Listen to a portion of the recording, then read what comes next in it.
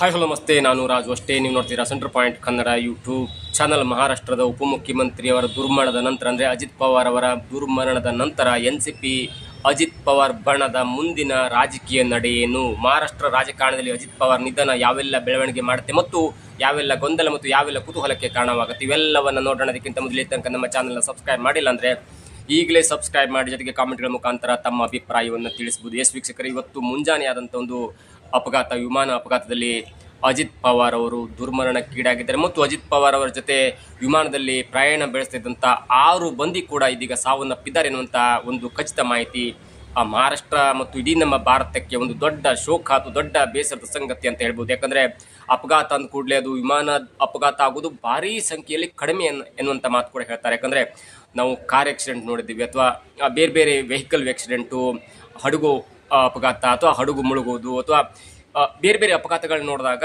ಈ ಶೇಕಡಾವಾರು ಸಂಖ್ಯೆಯಲ್ಲಿ ವಿಮಾನ ಅಪಘಾತದಲ್ಲಿ ಸಾವನ್ನಪ್ಪಿದವರ ಸಂಖ್ಯೆ ಅತ್ಯಂತ ಕಡಿಮೆ ಎನ್ನುವಂಥ ಮಾತು ಕೇಳಿ ಬರ್ತಾಯಿತ್ತು. ಆದರೆ ಇತ್ತೀಚಿನ ದಿನಗಳಲ್ಲಿ ವಿಮಾನ ಅಪಘಾತ ಕೂಡ ಜಾಸ್ತಿ ಆಗ್ತಾ ಇದೆ ಎನ್ನುವಂಥದ್ದು ಕೂಡ ಇದೀಗ ನಮ್ಮ ಕಣ್ಮುಂದೆ ಕಂಡು ಬರ್ತಾ ಇರುವಂಥ ಒಂದು ಮಾಹಿತಿ ಅಥವಾ ಒಂದು ವಿಷಯವಾಗಿದೆ. ಅದರಲ್ಲೂ ಮುಖ್ಯವಾಗಿ ಅಜಿತ್ ಪವಾರ್, ನಾವು ಕೆಲವೊಂದು ವಿಷಯಗಳನ್ನ ಹೇಳಬೇಕಾಗುತ್ತೆ ಅಜಿತ್ ಪವಾರ್ ಅವ್ರ ಬಗ್ಗೆ.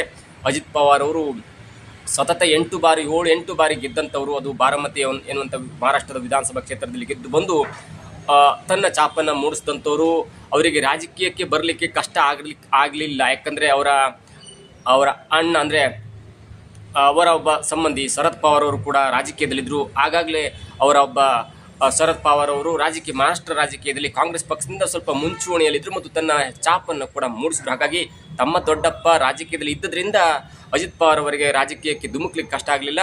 ಅವರು ಬಾರಾಮತಿ ಕ್ಷೇತ್ರದಿಂದ 1991ರಿಂದ ಇಲ್ಲಿಯ ತನಕ ಕೂಡ ಅವರು MLA ಆಗಿ ಬಂದಿದ್ದರು ಮತ್ತು ಮೊಟ್ಟ ಮೊದಲ ಬಾರಿಗೆ ಅವರು ಲೋಕಸಭಾ ಚುನಾವಣೆಗೆ ಸ್ಪರ್ಧೆ ಮಾಡಿದ್ರು. ಅದಾದ ನಂತರ ಕೆಲವೊಂದು ಕ್ಷಿಪ್ರ ಬೆಳವಣಿಗೆಯಲ್ಲಿ ಆ ತಮ್ಮ ಕ್ಷೇತ್ರವನ್ನು ದೊಡ್ಡಪ್ಪನಿಗೆ ಬಿಟ್ಟುಕೊಟ್ಟು ದೊಡ್ಡಪ್ಪ MP ಚುನಾವಣೆಯಲ್ಲಿ ಗೆದ್ದು, ಅದಾದ ನಂತರ PV ನರಸಿಂಹರಾವ್ ಅವರ ಒಂದು ಪ್ರೈಮ್ ಮಿನಿಸ್ಟರ್ ಅಡಿಯಲ್ಲಿ ಅವರು ಮಿನಿಸ್ಟರ್ ಕೂಡ ಆಗ್ತಾರೆ. ಹಾಗಾಗಿ ಆ ದೊಡ್ಡಪ್ಪ ಮತ್ತು ಆ ಮಗನ ನಡುವಿನ ಒಂದು ಸಂಬಂಧ ತುಂಬ ಚೆನ್ನಾಗಿತ್ತು. ಎಲ್ಲಿ ತನಕ ಅಂದರೆ ಕಳೆದ ಸ್ವಲ್ಪ ದಿನಗಳ ಹಿಂದಿನ ತನಕ ಅಜಿತ್ ಪವಾರ್ ಅವರು ಕಾಂಗ್ರೆಸ್ ಪಕ್ಷದಿಂದ ಸ್ಪರ್ಧೆ ಮಾಡ್ತಾರೆ ಸ್ಟಾರ್ಟಿಂಗಲ್ಲಿ, ಅಂದರೆ ಶರದ್ ಪವಾರ್ ಅವರ ನೇತೃತ್ವದಲ್ಲಿ.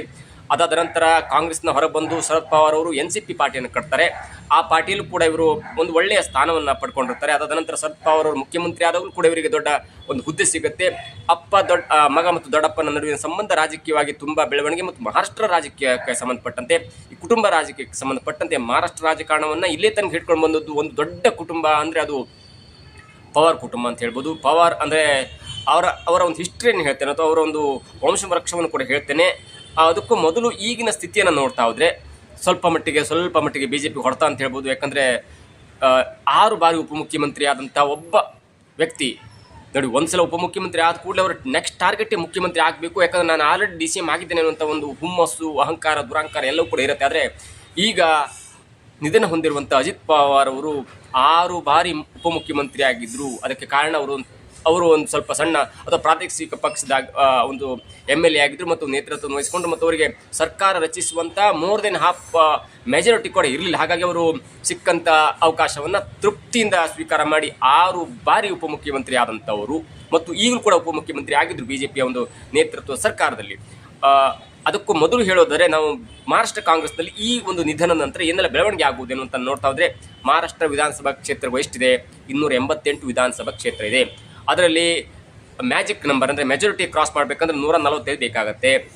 ಕಳೆದ ಬಾರಿ ದೊಡ್ಡ ರಾಜಕೀಯ ಒಂದು ಸ್ಥಿತ್ಯಂತರ ಆಯಿತು.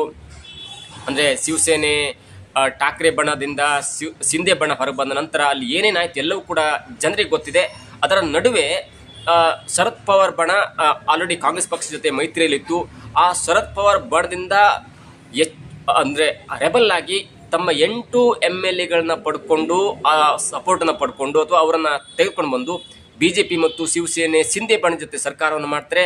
ಅಲ್ಲಿ ಶಿಂದೆ ಮುಖ್ಯಮಂತ್ರಿ ಆಗ್ತಾರೆ. ಫಡ್ನವೀಸ್ ಮತ್ತು ಅಜಿತ್ ಪವಾರ್ ಎನ್ನುವಂಥ ಇಬ್ಬರು ವ್ಯಕ್ತಿಗಳು DCM ಆಗಿ ಪದಗ್ರಹಣವನ್ನು ಹೊಂದ್ತಾರೆ. ಅದಾದ ನಂತರ ಕಳೆದ 2024ರ ಚುನಾವಣೆಯಲ್ಲಿ ಮತ್ತೆ ಚುನಾವಣೆ ಆದಾಗ ಅಲ್ಲಿ NCP, ಅಜಿತ್ ಪವಾರ್ ಬಣ, ಶಿವಸೇನೆ, ಶಿಂದೆ ಬಣ ಮತ್ತು BJP ಮೈತ್ರಿಕೂಟದಲ್ಲಿ ಸರ್ಕಾರ ರಚನೆಯಾಗುತ್ತೆ. ಅದು ಅದ್ಭುತಪೂರ್ವವಾದಂಥ ಗೆಲುವು ಅಂತ ಹೇಳ್ಬೋದು. ಎಷ್ಟರ ಮಟ್ಟಿಗೆ ಅಂದರೆ ನಿಮಗೆ ಬೇಕಾಗಿದ್ದು 145, ಆದರೆ ಈ ಎಲ್ಲ ಸೇರಿ ಗೆದ್ದಿದ್ದು 235 ಸೀಟು. ಅಂದರೆ ಅಪೋಸಿಟ್ ಪಾರ್ಟಿಗೆ ಚಾನ್ಸೇ ಇಲ್ಲ. 40 ಸೀಟನ್ನು ಬಂದಿದ್ದು, 49 ಸೀಟ್ ಬಂದಿತ್ತು. ಅಂದರೆ 288ರಲ್ಲಿ 235 ಸೀಟನ್ನು ಗೆದ್ದು ಅಭೂತಪೂರ್ವವಾದಂಥ ಗೆಲುವು ಸಾಧಿಸ್ತು.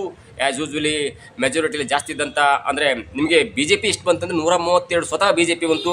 ಶಿವಸೇನೆ ಸಿಂಧಿ ಬಣ 57 ಬಂತು. ಅಜಿತ್ ಪವಾರ್ NCP ಬಣ ಬರೋಬ್ಬರಿ 8ರಿಂದ 40 ಸೀಟನ್ನು ಹೆಚ್ಚಿಸಿಕೊಳ್ಳುವಲ್ಲಿ ದೊಡ್ಡದಾದಂಥ ಸಾಧನೆ ಮಾಡ್ತು. ಹಾಗಾಗಿ ಶಿಂದೆ ಮತ್ತು ಅಜಿತ್ ಪವಾರ್ ಅವರು ಉಪಮುಖ್ಯಮಂತ್ರಿಯಾಗಿ ಪದಗ್ರಹಣವನ್ನು ಹೊಂದಿದ್ರು. ಇಷ್ಟಕ್ಕೆ ಅಲ್ಲಿನ ಒಂದು ರಾಜಕೀಯ ಮುಗಿತು ಅಂತ ಹೇಳ್ಬೋದು. ಆದರೆ ಶಿಂದೆ ಉದ್ಧವ್ ಯಾರು NCP ಬಣದ ಮುಖ್ಯಸ್ಥರಾಗಿರುವಂಥ ಅಜಿತ್ ಪವಾರ್ ಅವರು ನಿಧನದ ನಂತರ ಮುಂದೇನಾಗ್ಬೋದು, ಅಂದರೆ NCP ಬಣಗಳು ಮತ್ತೆ ವಾಪಸ್ ಶರದ್ ಪವಾರ್ ಬಣಕ್ಕೆ ಹೋಗ್ಬೋದಾ, ಮುಂದೆ ಅಲ್ಲಿ ರಾಜಕೀಯ ಬೆಳವಣಿಗೆ ಏನಾಗ್ಬೋದು, ಅಥವಾ ಈ ಅಜಿತ್ ಪವಾರ್ ಅವರ ನಿಧನ ನಂತರ ಅವರ ಒಂದು ಲೆಗಸಿಯನ್ನು, ಅವರ ಒಂದು ಪಾರ್ಟಿಯ ಮುಖಂಡತ್ವವನ್ನು ಯಾರು ತೆಗೆದುಕೊಂಡು ಹೋಗ್ಬೋದು, ಇವು ಇದೀಗ ದೊಡ್ಡ ಚರ್ಚೆ ಆಗ್ತಿದೆ. ಅದರ ಬೆನ್ನಲ್ಲೇ ಇದೀಗ ಅಲ್ಲಿ ಶಿಂದೆ ಕೂಡ ಸ್ವಲ್ಪ ಮಟ್ಟಿನ ಅಂದರೆ BJP ಜೊತೆ ಸ್ವಲ್ಪ ಹೆಚ್ಚು ಕಡಿಮೆ ಮಾತಾಡ್ತಿದ್ದಾರೆ, ತಾನು ಹೊರಗೋಗ್ತೇನೆ ಅಂತ ಮಾತಾಡ್ತಿದ್ದಾರೆ, ಅಲ್ಲಿ ಬಿರುಕಾಗ್ತಿದೆ ಅನ್ನುವಂಥರ ನಡುವೆ ಇದೀಗ ಅಜಿತ್ ಪವಾರ್ ಅವರು BJP ಜೊತೆ ಸ್ಟ್ಯಾಂಡಾಗಿ ನಿಂತವರು. ಅವರು ಯಾವುದೇ ಕಾರಣಕ್ಕೂ ಕೂಡ BJPನ ಬಿಟ್ಕೊಡ್ತಿರಲಿಲ್ಲ. ಅದಕ್ಕೆ ಬೇರೆಯಾದ ಕಾರಣ ಕೂಡ ಇತ್ತು. ಯಾಕಂದರೆ ಅಜಿತ್ ಪವಾರ್ ಅವರು ಯಾವುದೋ ಒಂದು ಹಗರಣ ಸಿಲುಕಿದ್ರು. ಆ ಹಗರಣವನ್ನು ಮುಚ್ಚಾಕೋ ಸಲುವಾಗಿ ಕೇಂದ್ರದಿಂದ ಒಂದು ಸ್ವಲ್ಪ ಏನೋ ಹೆಲ್ಪ್ ಆಯಿತು, ಹಾಗಾಯ್ತು ಹೀಗಾಯಿತು, ಅದನ್ನು ತಡೆ ಹಿಡಿತು. ಹಾಗಾಗಿ ಅವರು BJP ಬಂದರು ಎನ್ನುವಂಥ ಒಂದು ಆಪಾದನೆ ಕೂಡ ಇತ್ತು. ಇದರ ಮಧ್ಯೆ ಅಜಿತ್ ಪವಾರ್ ಅವರು BJP ಜೊತೆ ಸ್ಟ್ಯಾಂಡಾಗಿ ನಿಂತಿದ್ದಾರೆ ಮತ್ತು ಅವರು ಒಂದು ಸ್ಪಷ್ಟ ಒಂದು ನಿಲುವಿತ್ತು ಅವರಿಗೆ, ನಾನು BJP ಜೊತೆ ಇರ್ತೇನೆ ಮತ್ತು ನಮ್ಮ ಪಕ್ಷದವನ್ನು ಕೂಡ BJPಗೆ ಸಪೋರ್ಟ್ ಮಾಡ್ತೇನೆ ಅಂತ ನಿಲುವಿತ್ತು. ಆದರೆ ಶಿಂದೆ ಆ ಕಡೆ ಈ ಕಡೆ ಎನ್ನುವಂಥ ಒಂದು ದ್ವಂದ್ವದಲ್ಲಿದ್ದಾರೆ. ಹಾಗಾಗಿ ಇದೀಗ BJPಗೆ ಒಂದು ದೊಡ್ಡ ಹೊಡೆತ ಅನ್ಬೋದು ಮುಂದಿನ ಚುನಾವಣೆಗಳಲ್ಲಿ, ಮುಂದಿನ ಒಂದು ಲೋಕಸಭಾ ಅಥವಾ ಬೇರೆ ಬೇರೆ ಚುನಾವಣೆಗಳು ಸ್ವಲ್ಪ ಹಿನ್ನಡೆ ಅಂತ ಹೇಳ್ಬೋದು. ಯಾಕಂದರೆ ಅಜಿತ್ ಪವಾರ್ ಒಬ್ಬ ಸ್ಟ್ಯಾಂಡರ್ಡ್ ಲೀಡರ್ ಆಗಿದ್ದರು. ಅಲ್ಲಿ ಪ್ರಾದೇಶಿಕ ಪಕ್ಷಗಳನ್ನ, ಪ್ರಾದೇಶಿಕವಾದಂಥ ಮತಗಳನ್ನು ಸೆಳೆಯುವಲ್ಲಿ ಮತ್ತು ತನ್ನ ಒಂದು ಪವಾರ್ ಒಂದು ಮತ ಕ್ಷೇತ್ರಗಳಲ್ಲಿ ಗೆಲ್ಲುವಲ್ಲಿ ಕೂಡ ಅವರು ದೊಡ್ಡದಾದಂಥ ಪಾತ್ರವನ್ನು ಕೂಡ ನಿರ್ವಹಿಸ್ತಾ ಇದ್ದರು. ಇನ್ನು ಯಾರು ಅಜಿತ್ ಪವಾರ್ ಅವರ ಈ NCP ಬಣವನ್ನು ಮುನ್ನಡೆಸ್ಬೋದು ಎನ್ನುವುದಂತ ನೋಡ್ತಾ ಹೋದರೆ ನೋಡಿ, ಪವಾರ್ ಕುಟುಂಬದಲ್ಲಿ ಒಂದು ದೊಡ್ಡದಾದಂಥ ರಾಜಕೀಯ ಒಂದು ಹಿನ್ನೆಲೆ ಇದೆ. ಹೇಗೆ ನಮ್ಮ ದೇವೇಗೌಡರಲ್ಲಿ ರೇವಣ್ಣ, ಕುಮಾರಸ್ವಾಮಿ, ಅದಾದ ನಂತರ ಅವ್ರ ಮಕ್ಕಳು, ಹೀಗೆ ಒಂದು ದೊಡ್ಡ ಪಕ್ಷ ಇದೆಯಲ್ಲ, ಅದು ಕುಟುಂಬ ರಾಜಕಾರಣ ಇದೆಯಲ್ಲ, ಅಲ್ಲಿಯೂ ಕೂಡ ದೊಡ್ಡ ಕುಟುಂಬ ರಾಜಕಾರಣ ಇದೆ. ಅಲ್ಲಿ ಶರದ್ ಪವಾರ್ ವಿಚಾರಕ್ಕೆ ಬಂದಾಗ, ಶರದ್ ಪವಾರ್ ಅವರಿಗೆ ಇಬ್ಬರು ಸಹೋದರರು, ಒಬ್ಬರು ದಿನಕರ್ ಅಂತ, ಒಬ್ಬರು ಅನಂತರಾವ್ ಪವಾರ್ ಅಂತ ಇಬ್ಬರು ಸಹೋದರರಿದ್ದಾರೆ. ಆ ಇಬ್ಬರು ಸಹೋದರರಲ್ಲಿ ಮೊದಲು ದಿನಕರ್, ಶರದ್ ಪವಾರ್ ಮತ್ತು ಅನಂತ ರಾವ್ ಎನ್ನುವಂಥ ಮೂವರು ವ್ಯಕ್ತಿಗಳಲ್ಲಿ ಶರದ್ ಪವಾರ್ ಅವರಿಗೆ ಈಗ ರಾಜಕೀಯದಲ್ಲಿ NCP ಬಣವನ್ನು ಮುನ್ನಡೆಸ್ತಿದ್ದಾರೆ. ಶರದ್ ಪವಾರ್ ಎನ್ನುವಂಥ ಬಣವನ್ನು ಮುನ್ನಡೆಸ್ತಿದ್ದಾರೆ. ಅವರಿಗೆ ಸುಪ್ರಿಯಾ ಸುಳೆ ಎನ್ನುವಂಥ ಮಗಳಿದ್ದಾರೆ. ಅವರು ಕೂಡ ಮಹಾರಾಷ್ಟ್ರದಿಂದ ಗೆದ್ದು ಇದೀಗ ಲೋಕಸಭೆ ಚುನಾವಣೆಯನ್ನು ಗೆದ್ದು ಲೋಕಸಭೆಯಲ್ಲಿ ಸದಸ್ಯರಾಗಿದ್ದು MP ಆಗಿದ್ದಾರೆ. ಅವರಿಗಿರುವಂಥರ ಕುಟುಂಬ ರಾಜಕಾರಣ ಅಂದರೆ ಅವರಿಗೆ ಸುಪ್ರಿಯಾ ಸುಳೆ ಎನ್ನುವಂಥ ಒಬ್ಬ ಹುಡುಗಿ ಇದ್ದಾರೆ. ಅದಾದ ನಂತರ ದಿನಕರ್ ಎನ್ನುವಂಥ ಒಬ್ಬ ವ್ಯಕ್ತಿಗೆ, ಅಂದರೆ ಶರದ್ ಪವಾರ್ ಅಣ್ಣನಿಗೆ ರಂಜಿತ್ ಮತ್ತು ರಾಜೇಂದ್ರ ಎನ್ನುವಂಥ ಇಬ್ಬರು ಗಂಡು ಮಕ್ಕಳಿದ್ದಾರೆ. ಆ ಇಬ್ಬರು ಗಂಡು ಮಕ್ಕಳಲ್ಲಿ ಆ ರಾಜೇಂದ್ರ ಎನ್ನುವಂಥ ಮಗನಿಗೆ ಮತ್ತೊಬ್ಬ ಮಗ, ಅಂದರೆ ಅವನ ಮಗ ಅಂದರೆ ರೋಹಿತ್ ಪವಾರ್, ಅಂದರೆ ದಿನಕರ್ ಅವರ ಮೊಮ್ಮಗ ರೋಹಿತ್ ಪವಾರ್ ಅವರು ಇದೀಗ ಮಹಾರಾಷ್ಟ್ರದ ಅಸೆಂಬ್ಲಿಯಲ್ಲಿ ಗೆದ್ದು ಅಸೆಂಬ್ಲಿಯಲ್ಲಿ ಇದ್ದಾರೆ. ಅವರು ಯಾವ ಪಕ್ಷವನ್ನು ಮುನ್ನಡೆಸ್ತಾರೆ, ಶರತ್ ಚಂದ್ರ ಪವಾರ್ ಎನ್ನುವಂಥ ಒಂದು ಪಾರ್ಟಿಯಲ್ಲಿ ಕೂಡ ಇದ್ದಾರೆ. ಅದು NCP ಬಣನೇ, ಅದು ಒಂದು ಚಿಕ್ಕ ಬಣವ, ಎಲ್ಲವೂ ಕೂಡ ತಿಳಿದು ಬರಬೇಕಾಗತ್ತೆ. ಹಾಗಾಗಿ ಅಜಿತ್ ಪವಾರ್ ಅವರಿದ್ದಾರೆ. ಅಜಿತ್ ಪವಾರ್ ಅವರು MLA ಆಗಿದ್ದರು, ಅವರು ಈಗ ನಿಧನರಾಗಿದ್ದಾರೆ. ರೋಹಿತ್ ಪವಾರ್ ಅವರು MLA ಆಗಿದ್ದಾರೆ. ಅದಾದ ನಂತರ ಅಂದರೆ ಶರದ್ ಪವಾರ್ ಅವರ ತಮ್ಮನಾದಂಥ ಅನಂತ ಪವಾರ್ ಅವರಿಗೆ ಅಜಿತ್ ಪವಾರ್ ಅವರ ಮಗ ಇದ್ದರು. ಅವರ ಮಗ ಇದೀಗ ಅಜಿತ್ ಪವಾರ್ ನಿಧನರಾಗಿದ್ದಾರೆ. ಅಜಿತ್ ಪವಾರ್ ಅವರ ಹೆಂಡತಿ ಹೆಸರು ಸುನೇತ್ರ, ಅವರು ಈಗ ರಾಜ್ಯಸಭಾ ಸದಸ್ಯರಾಗಿದ್ದಾರೆ. ಅವರಿಗೊಬ್ಬ ಮಗ ಕೂಡ ಇದ್ದಾರೆ, ಪಾರ್ಥ್ ಅಂತ. ಅವರು ಏನಾದರೂ ಈ ಪಕ್ಷವನ್ನು ಮುನ್ನಡೆಸ್ಬೋದು, ಅಥವಾ ಅಜಿತ್ ಪವಾರ್ ಅವರ ಪತ್ನಿ ಸುನೇತ್ರ ಅವರು ಈ ಪಕ್ಷವನ್ನು ಮುನ್ನಡೆಸ್ಬೋದಾ, ಇವೆಲ್ಲವೂ ಕೂಡ ಗೊಂದಲವಾಗಿದೆ. ಆದರೆ ಪವಾರ್ ಒಂದು ಫ್ಯಾಮಿಲಿ ಮಹಾರಾಷ್ಟ್ರ ರಾಜಕಾರಣವನ್ನು ತನ್ನ ಹಿಡಿತಲ್ಲಿ ಇಟ್ಕೊಂಡಿದ್ದು. ಹೇಗೆ ಶಿವಸೇನೆ ಬಣ ಇಲ್ಲಿಯ ತನಕ ಠಾಕ್ರೆ ನಂತರ ಉದ್ಧವ್ ಮತ್ತು ರಾಜ್ ಠಾಕ್ರೆ ಎನ್ನುವಂಥ ವ್ಯಕ್ತಿಗಳು ತಮ್ಮ ಹಿಡಿತಲ್ಲಿ ಇಟ್ಕೊಂಡಿದ್ರು, ಅಥವಾ ಅದು ಇದೀಗ ಮಾಯವಾಗುವಂಥ ಲಕ್ಷಣ ಕಂಡು ಬಂದರೂ ಕೂಡ ಪವಾರ್ ಕುಟುಂಬ ಒಂದ್ಸಲ ಡೌನ್ ಆದರೂ ಕೂಡ ಮತ್ತೊಮ್ಮೆ ಇದೀಗ 2024 ಚುನಾವಣೆಯಲ್ಲಿ ಬರೋಬ್ಬರಿ 41 ಕ್ಷೇತ್ರಗಳನ್ನು ಗೆದ್ದು ತಮ್ಮ ಪವಾರ್ ಫ್ಯಾಮಿಲಿಯನ್ನು ಅಥವಾ NCPಯನ್ನು ಹಿಡಿತಲ್ಲಿ ಇಟ್ಕೊಂಡಿತ್ತು.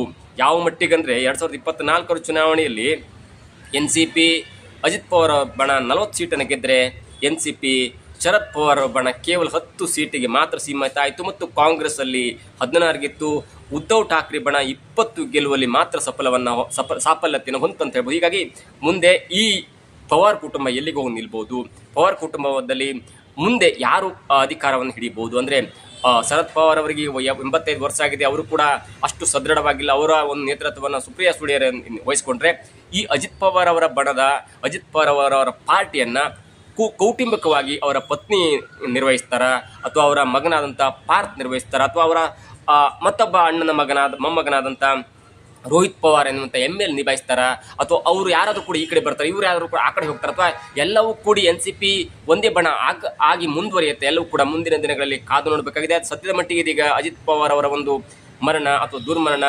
ಮಹಾರಾಷ್ಟ್ರದಲ್ಲಿ ಪವಾರ್ ಕುಟುಂಬದ ಹೊರತಾಗಿ ಎಲ್ಲರಿಗೂ ಕೂಡ ಬೇಸರ ಆಗಿದೆ, ಮತ್ತು ಪವಾರ್ ಕುಟುಂಬಕ್ಕೂ ಕೂಡ ದೊಡ್ಡ ಹೊರತ ಅಂತ ಹೇಳ್ಬೋದು. ರಾಜಕೀಯ ಅಂದಾಗ ನಾವು ಕರ್ನಾಟಕದಲ್ಲಿ ದೇವೇಗೌಡ ಕುಟುಂಬ, ಸಮ್ಮಿಶ್ರ ಸರ್ಕಾರ ಮತ್ತು ಕಿಂಗ್ ಮೇಕರ್ ಎನ್ನುವಂಥ ಮಾತನ್ನು ಕೂಡ ಹೇಳ್ತಾ ಬರ್ತಿದ್ದು. ಅದು ಕೇವಲ ಈಗಿನ ಮಟ್ಟಿಗೆ. ಮೊದಲು ಅವರು ಸ್ವಂತವಾಗಿ ಜನತಾ ದಳ ಎನ್ನುವ ಹೆಸರಲ್ಲಿ ಸ್ವಂತ ಬಲದಿಂದ ಅಧಿಕಾರಕ್ಕೆ ಬರ್ತಾ ಇತ್ತು. ಆದರೆ ಕೆಲವೊಂದು ಕೌಟುಂಬಿಕ ಕಾರಣ ಮತ್ತು ಕೆಲವೊಂದು ಪಕ್ಷ ಕುಟುಂಬ ಎನ್ನುವಂಥ ಕಾರಣಕ್ಕಾಗಿ ಅವರ ಮೇಲೆ ಭರವಸೆ ಕೇಳ್ಕೊಂಡು ಇದೀಗ 30-40 ಸೀಟಿಗೆ ಬಂದು ಕಿಂಗ್ ಮೇಕರ್ ಎನ್ನುವಂಥ ಒಂದು ಸ್ಥಾನವನ್ನು ಪಡ್ಕೊಂಡಿತ್ತು. ದೇವೇಗೌಡರ ಕುಟುಂಬ ಅಂದರೆ ನೀವು ಕುಮಾರಸ್ವಾಮಿ ಇಲ್ಲ ಅಂದರೆ ನೀವು ಯಾವುದೇ ಸರ್ಕಾರ ಕೂಡ ರಚನೆ ಮಾಡಲಿಕ್ಕಾಗಲ್ಲ ಎನ್ನುವಂಥ ಒಂದು ಹೊಣೆಪಟ್ಟೆ ಮತ್ತು ಅದರ ಒಂದು ಗೌರವ ಕೂಡ ಅವ್ರಿಗೆ ಸಿಗ್ತಾ ಇತ್ತು. ಆದರೆ ಅದಕ್ಕೂ ಮೊದಲೇ ಮಹಾರಾಷ್ಟ್ರದಲ್ಲಿ ಪವಾರ್ ಎನ್ನುವಂಥ ಒಂದು ಕುಟುಂಬ ಇಲ್ಲದೆ ಹೋದರೆ ಮಹಾರಾಷ್ಟ್ರದಲ್ಲಿ ಶಿವಸೇನೆ ಆಗಿರ್ಬೋದು, ಕಾಂಗ್ರೆಸ್ ಆಗಿರ್ಬೋದು, BJP ಆಗಿರ್ಬೋದು, ಯಾವುದು ಕೂಡ ಅಲ್ಲಿ ಸರ್ಕಾರ ರಚನೆ ಮಾಡಲಿಕ್ಕಾಗಲ್ಲ. ಪವಾರ್ ಕುಟುಂಬ ಅನ್ನೋದು ಒಂಥರ ಕಿಂಗ್ ಮೇಕರ್ ಎನ್ನುವಂಥ ಮಾತು ಕೂಡ ಕೇಳಿ ಬರ್ತಾ ಇತ್ತು. ಮತ್ತು ಶರದ್ ಪವಾರ್ ಅವರು ಕೂಡ NCPಯಿಂದ ಮುಖ್ಯಮಂತ್ರಿ ಕೂಡ ಆಗಿದ್ದರು. ಅದಾದ ನಂತರ ಅಣ್ಣನ ಪಕ್ಷವನ್ನು ತೊರೆದು NCP ಅಜಿತ್ ಪವಾರ್ ಬಣವೆನ್ನುವಂಥ ಒಂದು ಬಣವನ್ನು ಕಟ್ಕೊಂಡು ಸ್ವತಃ ಅಣ್ಣನಿಗೆ ಶಾಕ್ ಕೊಟ್ಟು ಆ NCP ಬಣ್ಣದ ಚಿಹ್ನೆಯನ್ನು ಕೂಡ ಚುನಾವಣಾ ಆಯೋಗದಿಂದ ಕಸ್ಕೊಂಡು ಅಥವಾ ಅದನ್ನು ಪಡೆದು ಶರದ್ ಪವಾರ್ ಅವರಿಗೆ ಅವರ ವಯಸ್ಸಿನ ಅಂದರೆ ಕೊನೆಯ ವಯಸ್ಸಿನಲ್ಲಿ ಅವರಿಗೆ ಸ್ವಲ್ಪ ಹೊಡೆತವನ್ನು ಕೊಟ್ಟಿದ್ರು. ಅದಾದ ನಂತರ ಇದೀಗ ಮಹಾರಾಷ್ಟ್ರದಲ್ಲಿ NCP ಅಜಿತ್ ಪವಾರ್ ದೊಡ್ಡದಾದ ನಾಯಕ ಎನ್ನುವಂಥ ಪಟ್ಟವನ್ನು ಕೂಡ ಪಡ್ಕೊಂಡಿದ್ರು. ಆದರೆ ಇದೀಗ ಅಂಥ ಒಬ್ಬ ನಾಯಕ ಅಜಿತ್ ಪವಾರ್ ಇನ್ನಿಲ್ಲ. ಅವರ ದುರ್ಮರಣ ಅನೇಕ ಸಂಶಯಗಳಿಗೆ, ಅನೇಕ ಅನುಮಾನಗಳಿಗೆ ಕೂಡ ಎಡೆ ಮಾಡಿಕೊಡುತ್ತೆ. ಮುಂದಿನ ಹಂತದಲ್ಲಿ ತನಿಖೆ ಆದ ನಂತರ ಎಲ್ಲವೂ ಕೂಡ ತಿಳಿದು ಬರುತ್ತೆ. ಆದರೆ ಮಹಾರಾಷ್ಟ್ರ ರಾಜಕಾರಣದಲ್ಲಿ ಅಜಿತ್ ಪವಾರ್ ಮಾಡಿದಂಥ ಒಂದು ಹೆಸರು, ಅಜಿತ್ ಪವಾರ್ ಮಾಡಿದಂಥ ಒಂದು ಛಾಪು, ಅಜಿತ್ ಪವಾರ್ ಮೂಡಿಸಿದಂಥ ಹೆಜ್ಜೆ ಗುರುತು ಸದಾ ಹಾಗೆ ಇರುತ್ತೆ. ಜೊತೆಗೆ ಮುಂದಿನ ದಿನಗಳಲ್ಲಿ ರಾಜಕೀಯವಾಗಿ ಯಾವೆಲ್ಲ ಸ್ಥಿತ್ಯಂತರ ಆಗುತ್ತೆ ಅನ್ನೋದು ಕೂಡ ಕಾದು ನೋಡಬೇಕಾಗಿದೆ. ಇದಾಗಿತ್ತು ಇವತ್ತಿನ ವಿಶೇಷ. ನೋಡ್ತಾ ಇರಿ centre point Kannada YouTube channel.